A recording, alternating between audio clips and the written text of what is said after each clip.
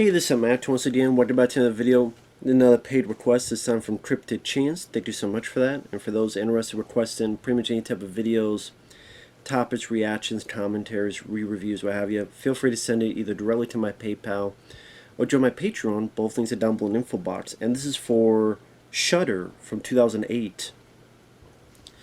I remember when I got the request, I sent a reply, I'm not sure if he got it, that I've seen this film and I don't know if I have much to say. It might be a 5-minute review, but I'll do my best. You ever seen any Japanese ghost story horror film, let alone remake? Then you've seen this film. It's a PG-13, oh I know there's an unrated version, but a PG-13 remake of, this time a Thai film from 2004. Remake came about as success of films like The Ring and The Grudge. And this is the thing, if you've seen The Ring, The Grudge, The Eye, Dark Water, One Missed Call, Pulse, you've seen this movie. Now granted, if you just love those movies, just like people could say the same thing about slasher films. People could say the same thing about haunted house movies.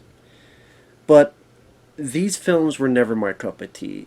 I liked the remake of The Ring because I thought Gore Verbinski had a pretty interesting eye visually. I thought Naomi Watts did a pretty good job, and the idea of the tape, being a fan of VHS tapes back to the day, and 7 Days, and all these images, the weird creative images of the tape, and how all these clues you see the images of the tape coming alive and how they come alive throughout Naomi Watts' week-long endeavor. So you have this weird image of the tape. That's how it is visualized in the real world. I thought, okay, that's actually pretty interesting. It made for an interesting mystery. And like that was kind of, I had my fill. But then The Grudge, I didn't care about. I'm not a fan of any of The Grudge. I'm sorry. A little boy screaming like a cat. It's not scary to me. And man, that's another thing. Pasty Asian women staring at me, I don't find scary. In fact, some days I may find that arousing. So, again, pasty Asian women staring at me, I'm like, oh great, how's it going? You want a date? How much do you cost? Again, on the right time of day, I'd be like, wow, this ain't a nightmare, this is a wet dream. So I don't find that shit scary. I think women are hot, I think Asian women are hot, and pasty, hey, we're alike. Let's compare our paste. So I mean, it's if you're scared of Asian women staring at you, maybe you're really scared of these movies, but I'm not. So, and this film, Joshua Jackson, who was in some of the Mighty Ducks films, he was an urban legend. He's a photographer. He's newly married to this girl. They go over to Japan. It was interesting because the original was Thai, so I guess they didn't want to go Thailand or anything. Okay, Japan.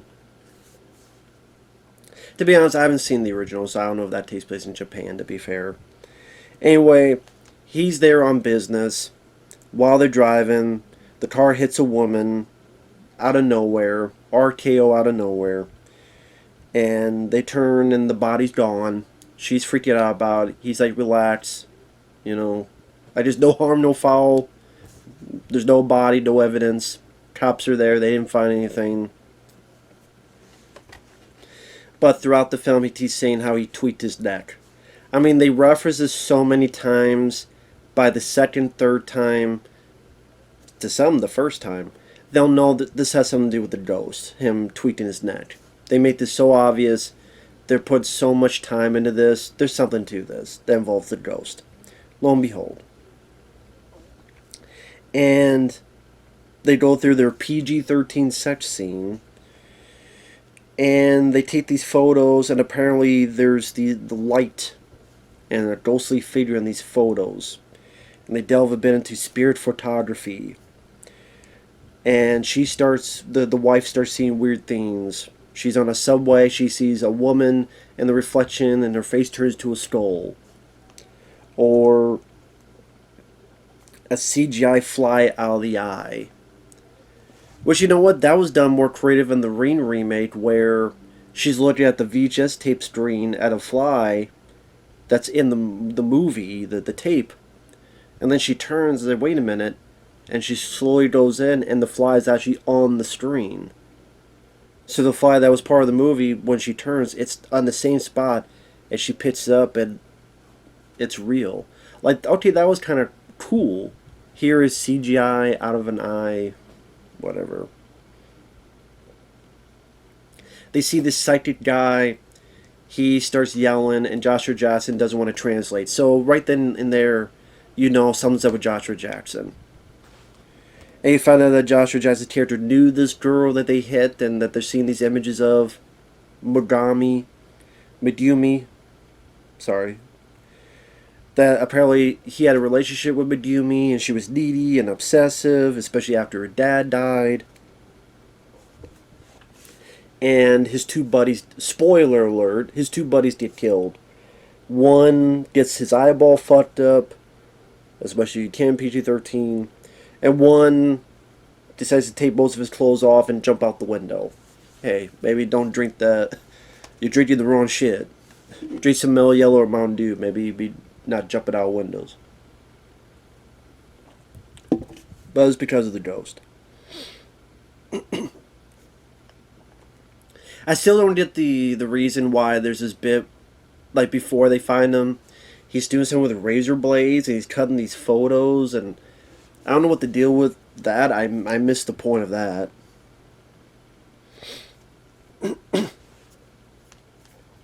And that's the thing, this film, it's not scary, it's not creepy. If you've seen any, like I said, One Missed Call, or Dark Water, or The Eye, or this is all stuff you have seen time and time again. There's no sense of creativity. And in the stairs, a reflection on a subway window.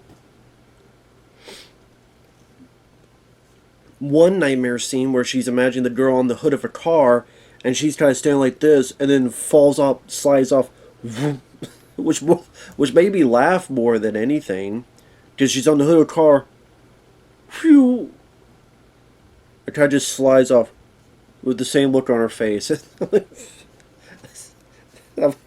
something about that made me laugh. And then one thing leads to another. The wife is like, we need to look into where this Megumi is. They find her body, and she's been dead for a long time from potassium cyanide. They think since they found the body, things are fine. They go back to, was it New York? They're still seeing pictures in this with the Polaroids that they take. Which, I mean, talking about, people use the word dated. But that's not really fair. I mean, every movie gets dated like a month after it comes out, let alone a year. Because I don't know how many people really take Polaroids nowadays, but, Nowadays, it'd be people take pictures with their phone and seeing it all on the phone.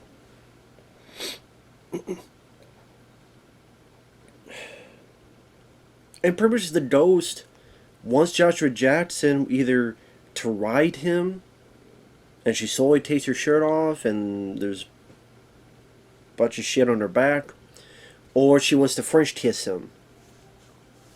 And this stuff is supposed to be scary.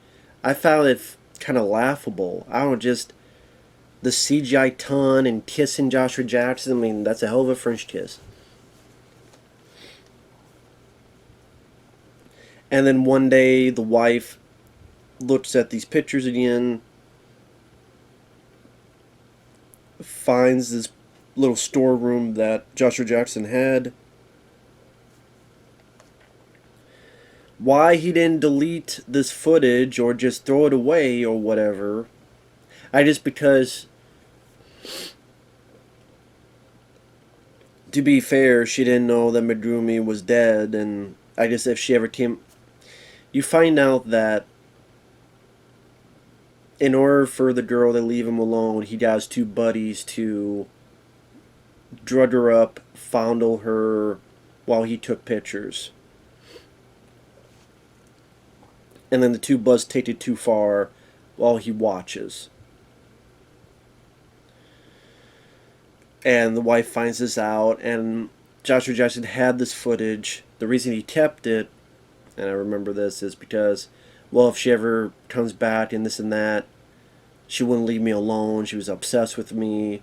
I would say, you know what, you leave me alone, I'll show these pictures to your family or to your friends, whoever.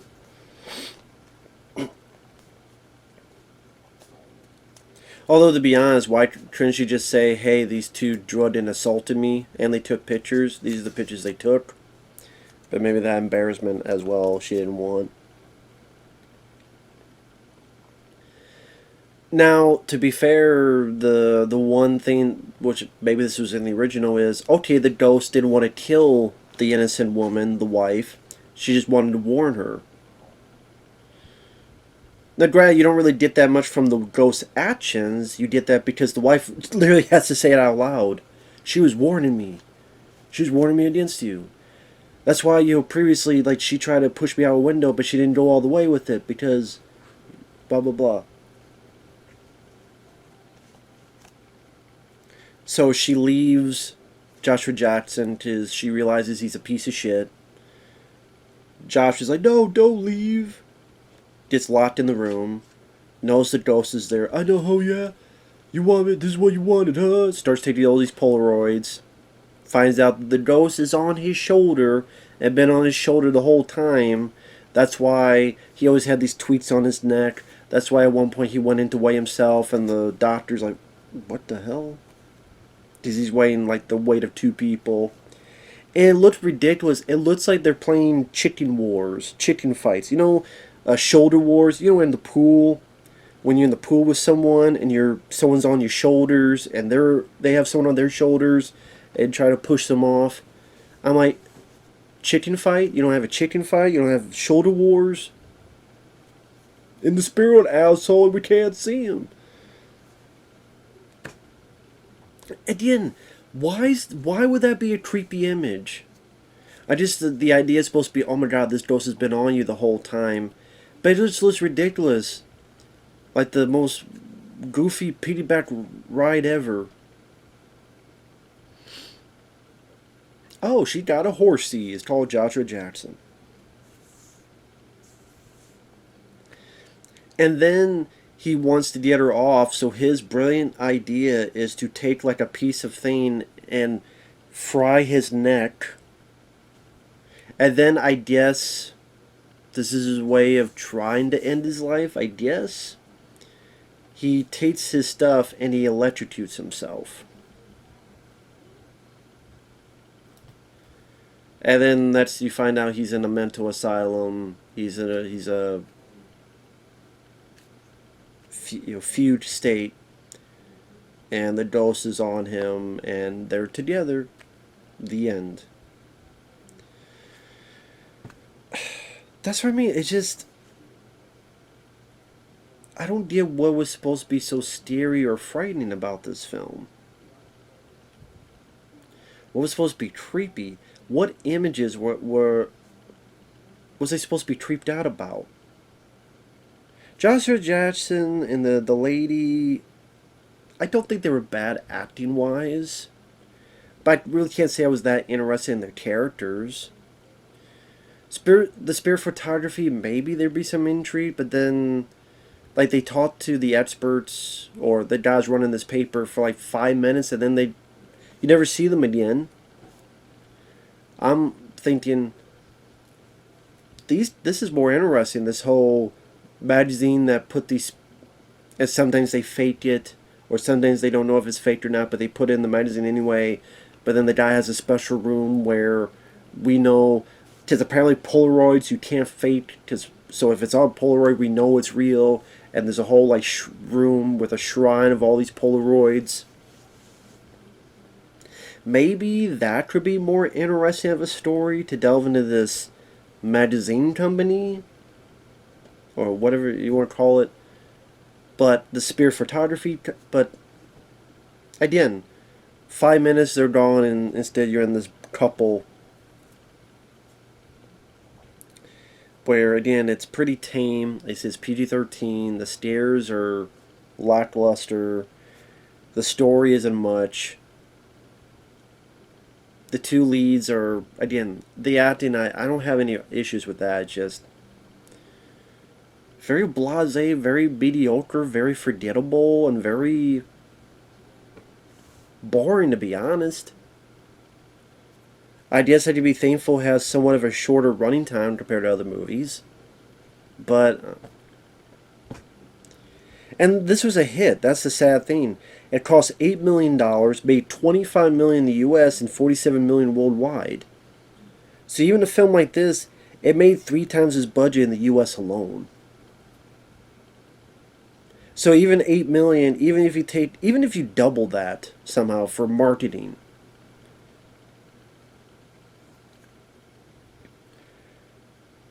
and even you say, well, they still made a profit, and then they made a lot more money, I guarantee, on DVD sales or rentals, I should say, or sales, and whatever in the world. Like they made a profit on this. Might not have been like a $50 million of a profit, but it's still a profit. And I felt like that was the only reason this was made. The Rain and the Grudge were a hit. Push a movie out there. Hey, we made a couple $1 million more than we did before. Move along, on to the next project. I didn't feel there was really any heart to this, any spirit, pun intended, to this. The mystery wasn't even that interesting. You kind of knew from the get-go Joshua Jackson seemed like a shifty guy anyway. The revelation wasn't that surprising. I just, other than maybe the ghost not wanting to hurt the woman, but I wish they went into that more. That this was a ghost not willing, other than the lead literally just has to explain to the audience, because the audience, in case you don't get it, is that's something they could have gone further. The ghost only attacking the people that wronged her, but going out of its way to avoid hurting this girl. Maybe a bit more of that could have been done. I don't know. Or, just to watch The Changeling. Go watch The Changeling with George C. Scott. About a ghost trying to warn someone about what's, I don't know. Go watch The Changeling instead. Well, that's it. Thanks for watching. We'll see you later. Bye-bye.